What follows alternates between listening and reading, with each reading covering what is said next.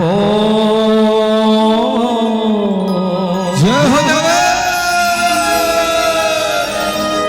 जगमग जोत जालाए हो माया मो हाँ भैया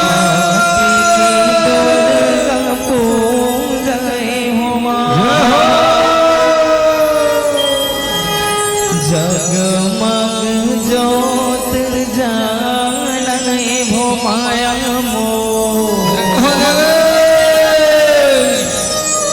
माटी के दुर्गा पूजाए हो चलिए निवेदन सब माता रानी का आगमन होना है। दोनों हाथ में सच्चे दिल से उठाना है, जोरदार जयकारा लगाना है। चलिए उठानो देखो सबसे पहली बात तो है कि शर्माना नहीं है, ठीक है। माता रानी पावन दरबार सजे हाजिरी अब जम्मू झन लगाना है। अच्छा काली माता दर्शन करने नहीं हाँ तब जब भी दोनों हाथ में उठाऊं जोरदार जयकारा लगाऊं और संगीत के साथ साथ ताली बजाऊं, ठीक है। ये देखो यार सबसे पहली तो आवाज आना चाहिए, ठीक है। हाँ ये आना चाहिए। चलिए प्रेम से बोल काली मैया की